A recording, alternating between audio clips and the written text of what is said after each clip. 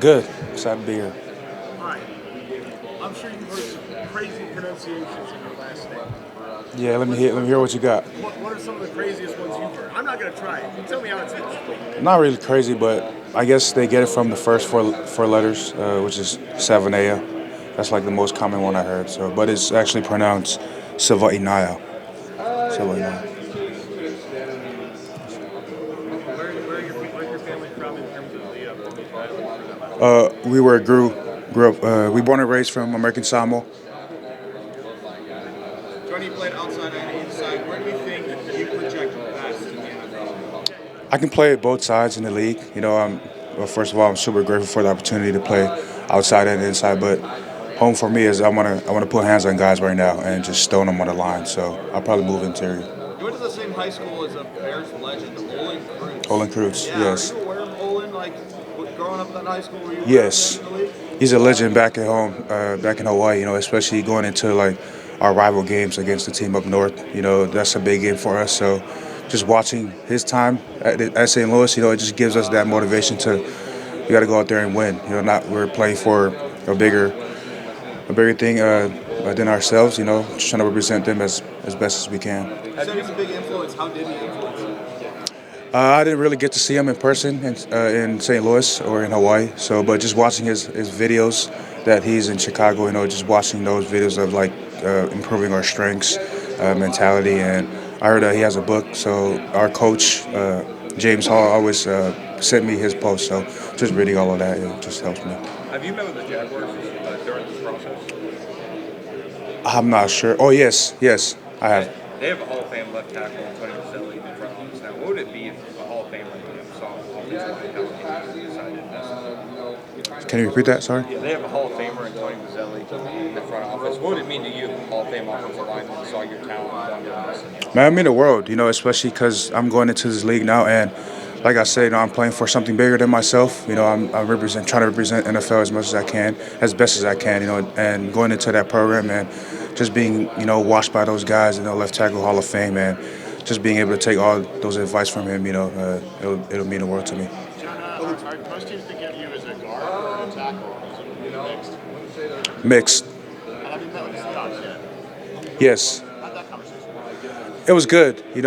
I would love to play for them or West Coast teams, but it went good. Do you feel most comfortable in an outside zone gap scheme and in particular? I'm comfortable whatever whatever the coach calls. I'm with it. If it's a run play, 100% I'm with it. So yeah. Who's the toughest guy you went against?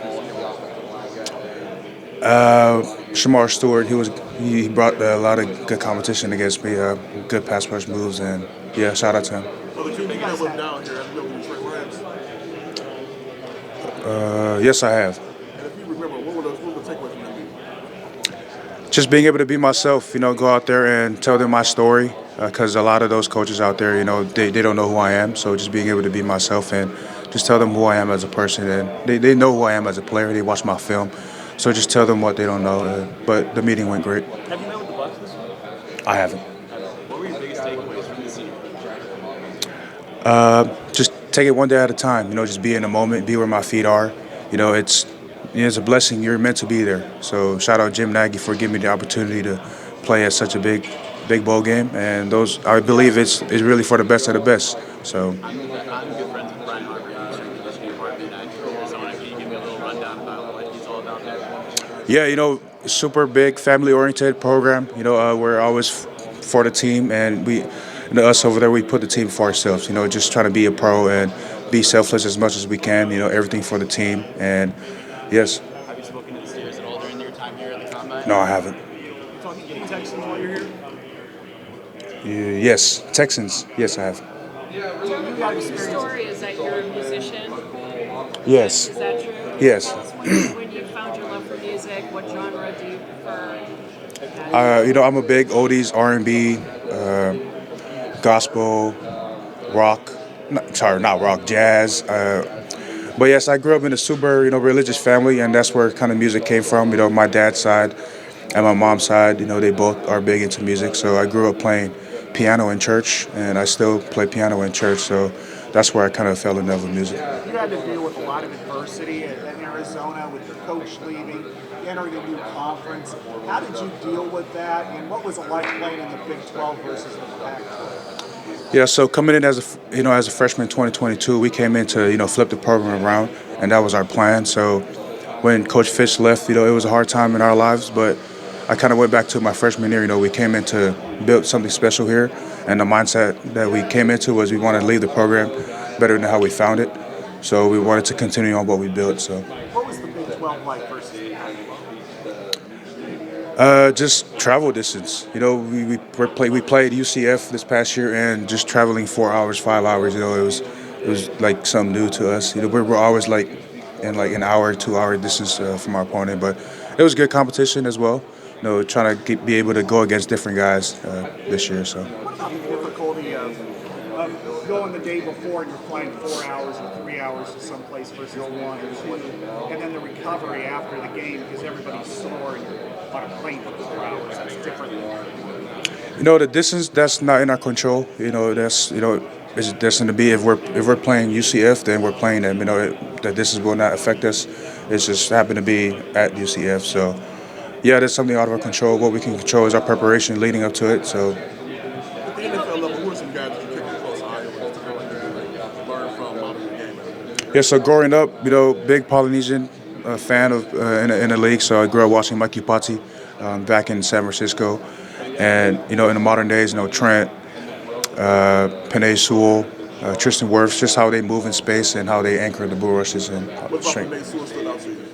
Just that poly, inside of you. That's you can't explain that. If you're a poly, you go out there and you just got to be a dog.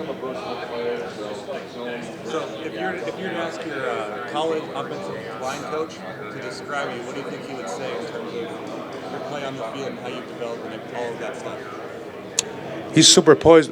He'd probably tell you that I'm a super poised guy. I'm not that type of guy that'll go into like high energy. Obviously I have energy, but I won't go into like high-headed, low-headed. I'm a super poised guy, and he'll probably tell you that, he's humble and he's a selfless teammate, and he'll try to find a way to be a better teammate.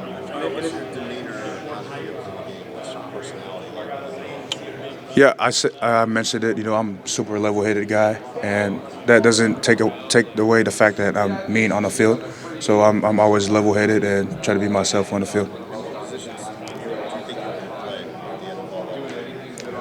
Either tackle or right guard. So whoever team sees me at. What if you were to tell the fans of the team that sees you get drafted to watch a certain game to see what you're like to see you showcase the best? Which games do you pick in your college career? Like all my years. All your years, yeah. If it's like this is, because every other position gets the highlights and the stats, but if you're to say, hey, here's one game, this is the best Jonah, what would you pick? There's a bunch of games I did pretty decent in. K-State, 2024 at USC, 2023. And I'd pick University of Washington my freshman year, 2022. Jonah, it feels like when we talked to the edge rushers, they said they prioritize sacks over pressure. From an offensive line perspective, like what stats you focus on more? Do you look at those type of more advanced stats, the hurry rate, pressure rate, etc.? As an O-line, I feel like what's more important as a D-line is pressures, because they're always consistently around the quarterback. So as an O-line, we try to eliminate those, sacks and pressures. So we try to keep the pocket clean as possible for the quarterback to make easy decisions. Are you doing all the drills? Yes, ma'am. Already? Yes, ma'am. Last year, your teammate, Jordan Ward, was kind of in the similar spot as you, tackle guards, type of way. I'm curious what's your relationship with him? What's he kind of advice that you give? Yeah, coming in as a freshman back in 22, those are the type of guys that I hang around with because I wanted to play right away. So just being able to hang around Jordan, guys like Josh Baker, JD, Peyton Fears, they took me under their wings. And what I took away from Jordan is just to stay back after practice, do extra work, because we only have 2 hours of practice and games last like 4 hours. So just being able to stay after, have that extra 30 minutes, that separates us from other teams. Who's the guy going back to Arizona that we're not talking about right now, but a year from now we'll be talking about? Man, they're gonna be in the shit, man. I believe in them, and those are my guys, and yeah, they're gonna make the shit. Is there one player that stands out? It's like, we're kind of sleeping on him on the outside, but you guys are expecting big things from him next year? We got a bunch of dogs on the team. My boy Noah Fafita, he's super slept on. Trey Smith. our defensive edge, Chuba, our D tackle. You should keep an eye on him. And then back to our secondaries, we got guys like Don Johnson. He's super slept on. He's a playmaker for us. And then coming up, Genesis Smith. What stands out about Trey Smith? He's super, commit. He always commits to his work. He always comes in the weight room and on the field. He's always on his stuff. And he's the guy that I go one-on-one with every practice. So he always brings his best, and that makes me a better player than I am now. Do you feel better suited for like a zone or gap scheme? Or do you not care?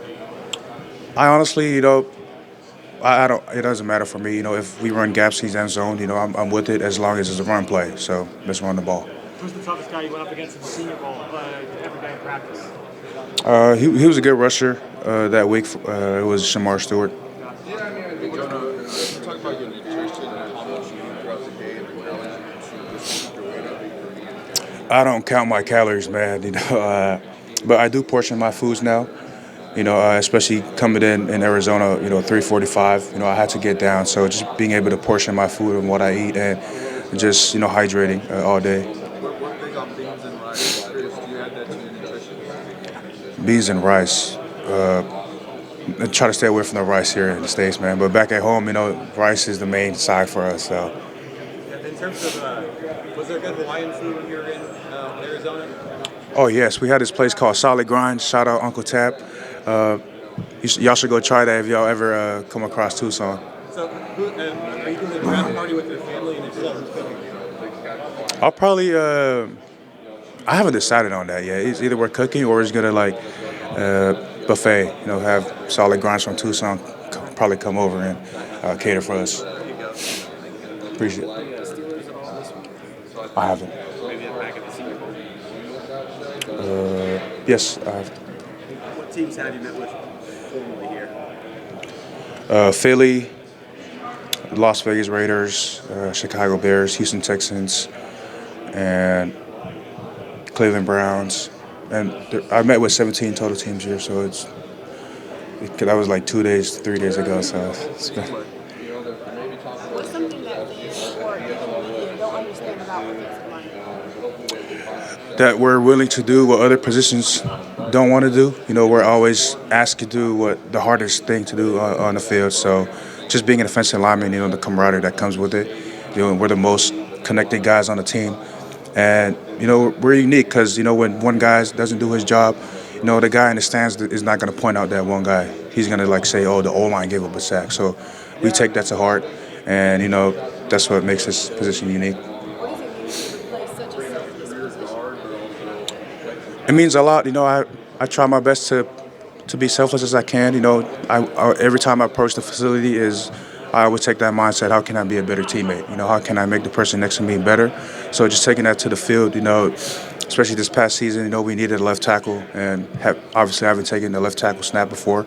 So just being able to be there for my teammates is what I want to do, strive for. What are you hoping to add to an NFL team? That I'm bringing a winning mindset. I'm not going to come in as, a rookie that just want to put on a jersey. I'm going to bring that winning mindset, letting the veterans know that they can count on me if they put me in the game, that the person across from me won't be a difference maker in the game. Jonah, what's your favorite short yardage goal line play and why that play? I'm going to go with a dual scheme because we want multiple combinations on the line and just being able to put bodies on bodies. And it's good for the running back as well. He could bounce out and leaving him one-on-one with the corner, which is what we want. So We just saw what the Eagles did, what the Ravens are still doing. After everyone said, it's a quarterback-driven league, we now see the run game is now flourishing again. Talk about focus on the things that you think you bring to somebody who wants to get back to running the rock.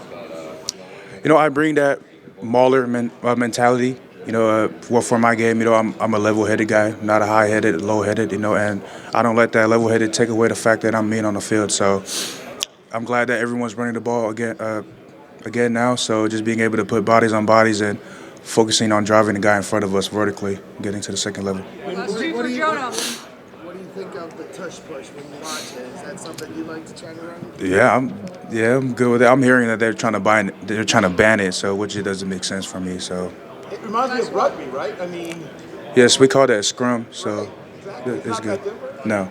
Awesome. Thanks, guys. Thank you. Appreciate y'all. Jimmy, do you want to grab that game plan? You're certainly able to keep it as.